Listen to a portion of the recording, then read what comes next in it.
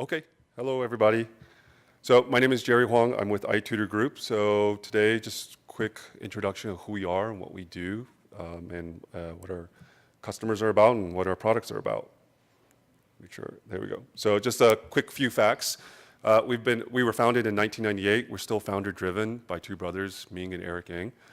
We have about, this slide's a little old now, we have a little bit north of 15,000 teachers in 80 countries, teaching live human-to-human interactions to students, mainly in East Asia. China is our primary market, but with Taiwan and Japan as well.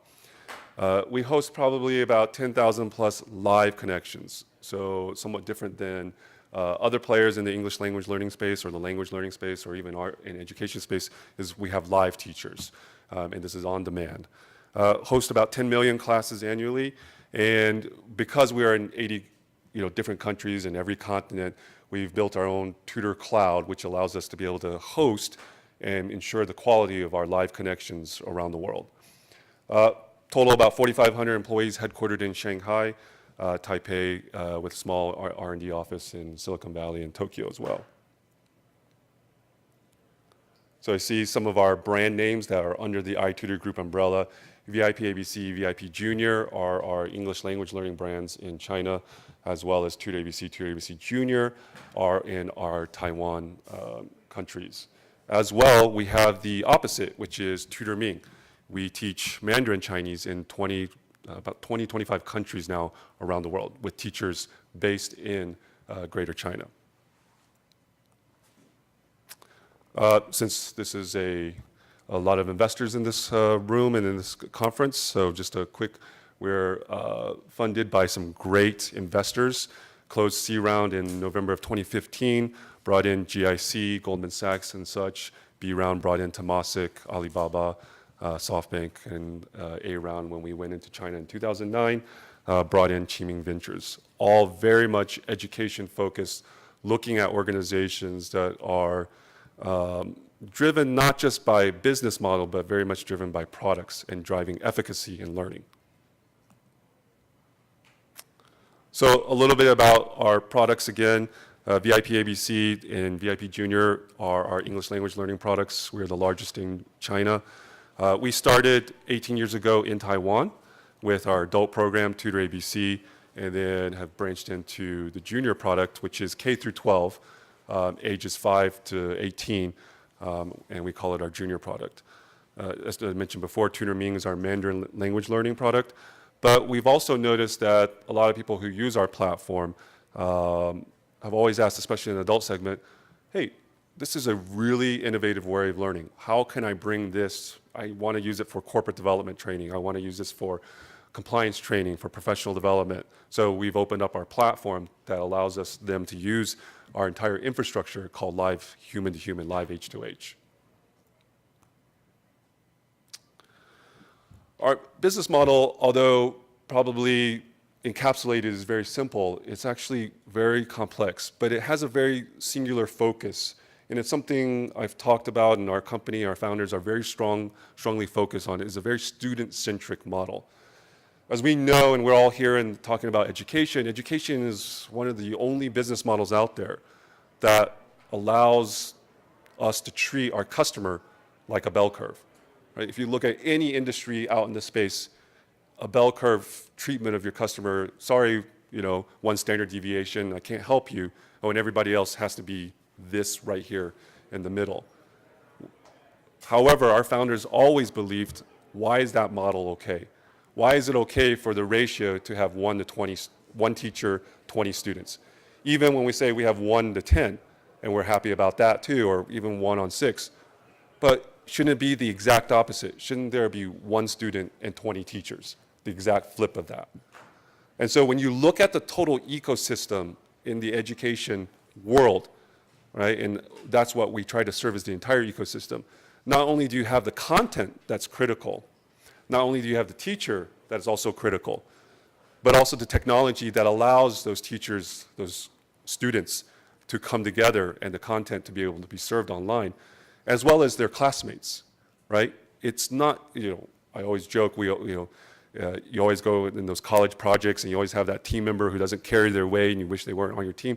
Well, you always want to make sure that you have the most optimal group in your learning session. And every class shouldn't be the same, because after every class, you as a student have evolved. You have learned something new. We have learned something new about you. So we should constantly change that session or that ecosystem, so that way it continues to get better and better. And that way ensures that ultimately your learning efficacy is very high, because you're fully engaged, the solution is tailored to you, but it's not just over time or over a few classes or over a semester, it's actually literally right before the next class. So 18 years ago, as we introduced this model, some of the biggest challenges that the education community was facing, and the reason why this was such a big hurdle to break through, was simply, if I want to have 20 teachers available for one student, you can't do that. You can't do that because of geographical constraints. Those teachers aren't around that one student. On top of that, they're only available Monday, Wednesday, and Friday from 3 to 4 p.m. So there's scheduling constraints. So if you notice in the education world, the student has to make such significant change, let alone pay a tuition or a fee. But not only that, they have to change their entire lifestyle. They have to, maybe not be able to do a job, have a career. They have to, do something with their family. So all of these constraints preventing that. And then on top of that, they have to go and find the right teacher, the right students, the right teacher, the right school that best fits them. And again, they're still limited by whatever geographical or time constraints that they could have. So today, what we know, the solution for this is that there are teachers all over the world. There are students all over the world. There should be no reason why there is not the ideal class for that student, because there will always be a best fit, whether it's content, whether it's other classmates or teachers. And it should be 24/7 on demand. And then on top of that, we as an educator should know as much about the student to make sure that we have the right teacher in place, right students, right classmates, and the right content. So today, we have students, while primarily in East Asia, they don't have to be there. They're all home-based, they learn from home, right? But they don't, they move on. If they go to college in the US, they leave China and come to the US, they continue their program. When they're on vacation, summer vacation, they don't have to be tied. They don't have to sit in traffic. So if you look at what it takes to be able to achieve that, it's not as simple as having FaceTime, chit-chat with with people. It's not as simple as connecting and doing a marketplace. What you really have to look at is building an entire infrastructure, whether it's technology infrastructure, operational infrastructure. And then also keep and bear in mind that it's live human to human, right? I have a short video I'd like to show you. This video is 1,000,000 words. iTutorGroup's mission from the beginning has always been to transform the education model itself. We host tens of thousands of concurrent live sessions from over 60 countries around the world. We use big data analytics and technology to provide an individualized and personalized learning environment. We do know that everybody is different in their learning path. You have to understand the need and the interest and also the level, the persona of the learners that make each session the best learning experience. We have a patented algorithm called DCGS. We have developed and used it for almost 20 years. We understand from the onset what our customers' goals are, their background, as well as their needs. As our algorithm takes all of these inputs and learns even more about the student and their progress in real time and continuously, it provides an even more individualized and customized learning environment. What we believe is that live human-to-human interaction can be ubiquitous for all experts around the world and all learners around the world. While other kinds of online education try to remove the role of live teachers, we think teachers are always the core of any learning activities. We are famous for our online English learning, but we are expanding very fast. We provide Spanish, Japanese, and besides language, We deliver the Math Olympia, test preparation. We even deliver services of teaching yoga, cooking, and playing pool or golf on the platform. We know how to make an expert interact with their audience very seamlessly. We believe this can also apply to a more general type of edge-to-edge platform. I'm looking forward to the future of iTutorGroup as we continue to expand our online education platform around the world. We are bringing education to people who normally don't have access to that. And through our technology, we're able to level the playing field. Learning is a lifestyle. You are trying to break the status quo, and we know that that can be very challenging, whether through innovation in technology, service, or business model. Everything we do is to help you get there.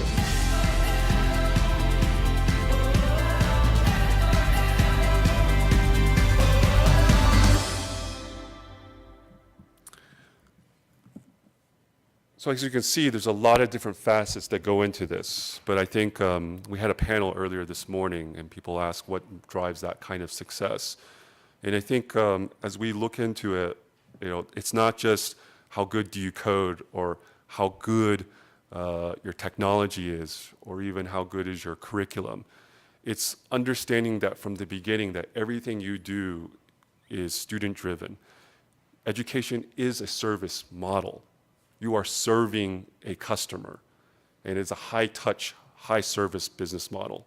And a lot of times I think as we explore different options and opportunities, especially in the technology space, we try to potentially eliminate that factor.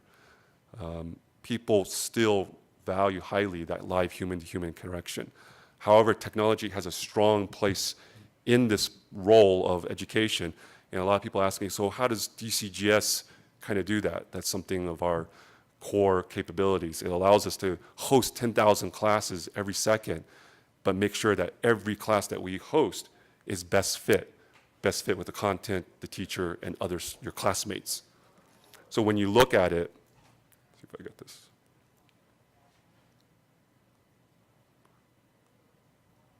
What we do first is, in any kind of machine learning, even in artificial intelligence, it starts with an initial set of data. So we want to know, who are you? But a lot of times people just stop at that data point and just do a profile. The key is, we've been doing this for 18 years. We know how people learn. So we don't have to wait for 30, 60, 100 data points before I start making decisions about your learning path. We can make decisions on your learning path immediately. Why? Because I can take that information and begin to match it against our database of hundreds of thousands of customers and profile you and essentially look at patterns that we think will best fit. So we can start even day one with the first class already personalized and individualized. Then the next key factor is that we get feedback. Feedback comes in two ways. One is obviously after the class feedback, whether it's feedback from the students to the teacher to the students to each other, and to the content. So you can see there's a lot of information that we can gather. But on top of that, we're doing live human-to-human connections. So I can get in-session feedback. A good example is we know how much time in a 30-minute class you, your classmates, and the teacher are engaging.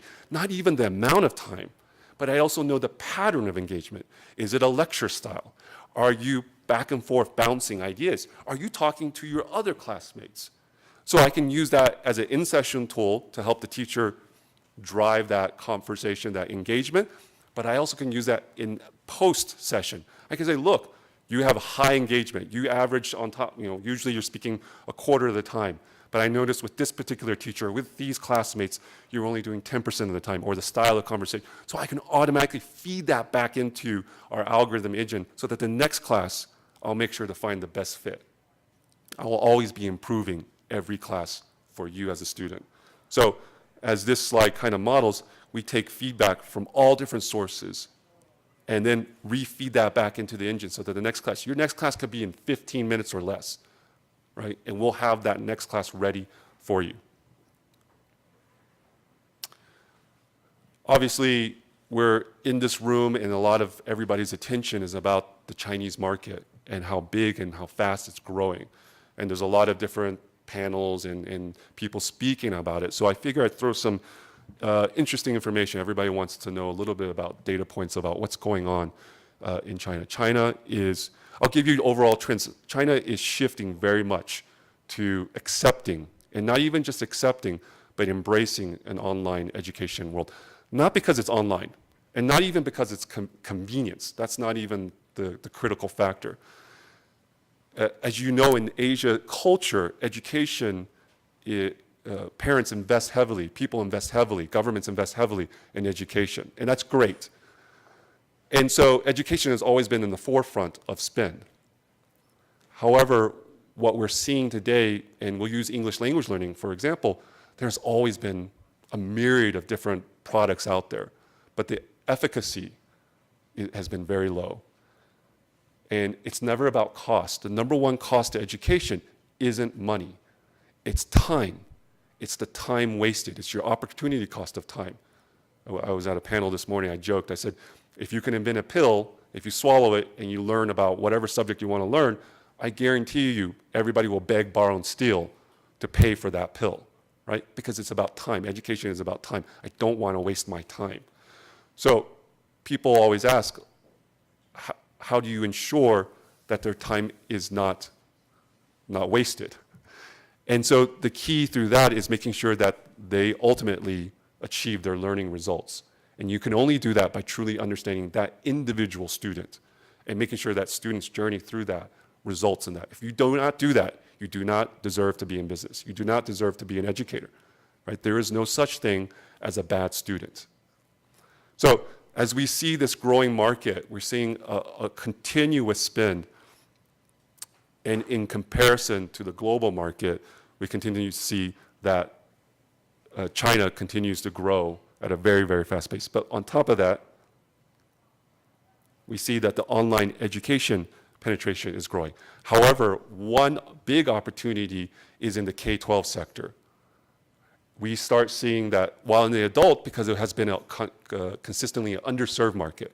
So imagine if you're an adult, and we'll use English language as an example since it's one of our largest business units, and you wanted to learn English, there's a lot of different programs out there, but they're after-school programs with kids. You're a vice president of a bank. Are you going to go to one of those programs? So there's always been an underserved market, and they've always adopted the online. Now we see a very strong shift in adoption, because those parents have now been accustomed to learning online, and we see children joining that movement as well. On top of that, of course, you're also seeing tier 2, tier 3, tier 4 cities in China. These are very, very large cities. While I call them tier 2 through 4 cities, they're a very large population. They're just smaller in China, comparatively to Shanghai and Beijing. But their internet bandwidth, their infrastructure, the technology is all there. But to get a teacher, again, as Arthur mentioned, the teacher is a scarce resource. There's plenty of online content, but there are no teachers. If you try to get a teacher to go to a tier 3, tier 4 city, they may go for 3 months and that's it. And then the students are left with nothing. So our program, the ability to go online, the ability to provide that customized attention is very key to be able to expand in China, especially in the K-12 sector. So again, this actually just drives into English language learning. And English language learning is just the tip. To be able to speak a language is the starting point. We must all be able to communicate with each other before we can learn about each other. And that's always been the idea of our founders. Start with language, but language is only the start. As we look at K through 12 market, language has always been our strong point. But we also know that children learn other things at the same time. Adults may only want to learn one particular subject as they go through their career, but children are always in a learning mode. So other subject matters such as math and science, so they don't have to go to another school or another, they can learn all on our platform. It makes no difference. Again, the key is, do I have the best teachers for them? Do I have the best content and the best classmates to interact with? As I end, I have a few minutes left here. As I end, I always want to make sure that we end with one focus in mind. It's about the students. If your proposition, business, solution doesn't focus or if you don't propose in the value chain how you improve the student's outcome, then it's going to be a very difficult, you're going to have a very difficult time.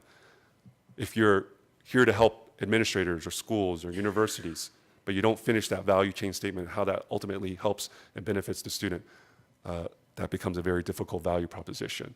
So I have a quick video about our students then.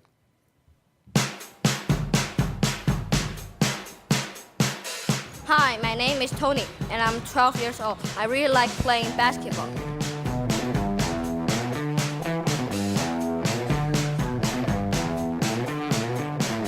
A coach from the NBA taught me a lot of cool tricks. 在 VIP ABC 青少年学英语是件很轻松的事，它可以让我有时间学英文，也有时间打篮球。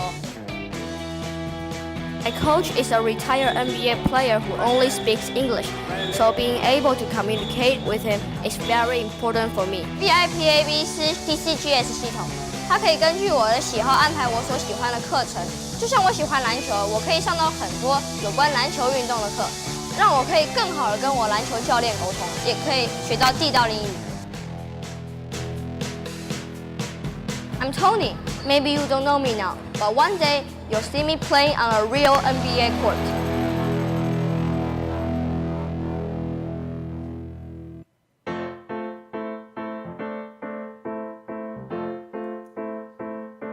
My name is Julia.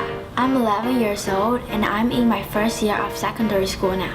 I've been taking VIP ABC classes for more than a year, and I think it helped me most in understanding the different accents and the culture around the world. My classmates all said that I sound like American when I speak English. I guess the trick is just being able to practice speaking every night for an hour or two. There is this really smart system that selects the topics I like best, like fashion and music. And the teachers really encourage us to speak as much as possible. The classes are completely in English, so it's just like going abroad, except you are doing it from home. So what do you like most about this new way of learning? Besides always meeting cool teachers from all around the world, I like VIP ABC because it is the most convenient way to learn. I want to be a fashion designer with good English. I can design for the whole world and make cool friends too. Thank you.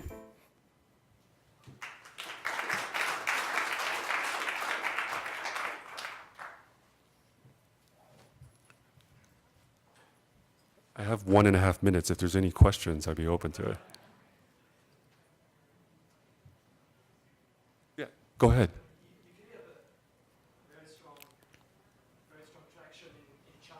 In the video, and I think also in the talk, you mentioned the global learner. So what are your global ambitions for expansion? Very good. So we've started with other languages as well. For example, we have TutorMing, which is our Mandarin Chinese product. That's in about 20 to 25 countries. So secondary languages or foreign language learning is one of our strong initiatives on top of that.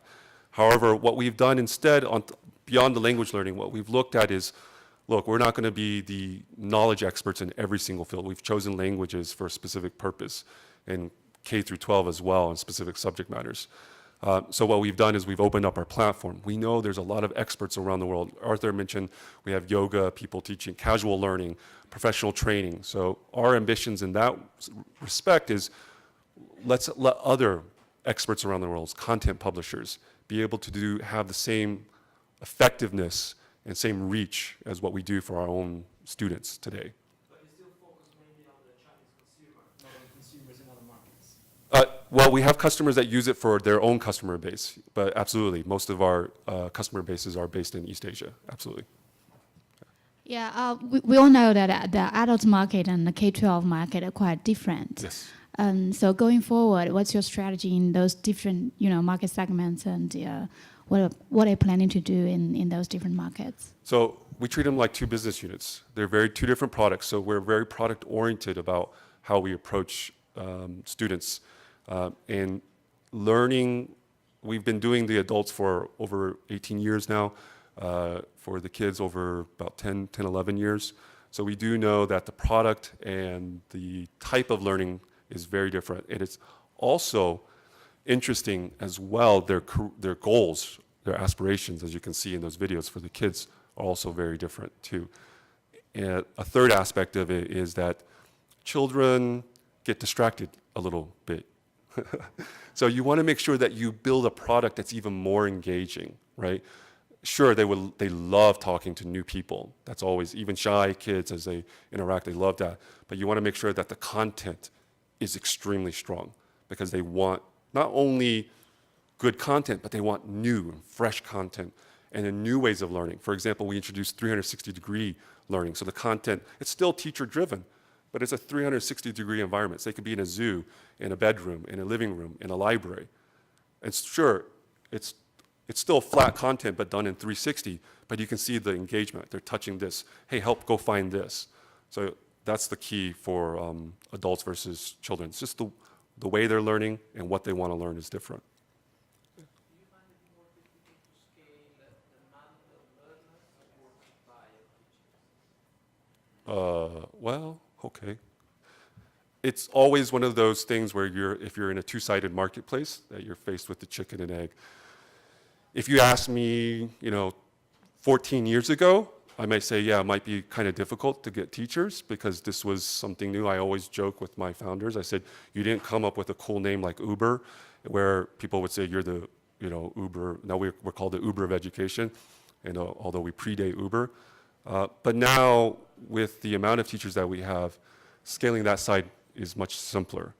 And of course, the key on the student side is ensuring that students are learning so that when they're referring other students or parents are referring they speak highly of you, and that's going to be key. Oh, so we're out of time. Thank you, everybody.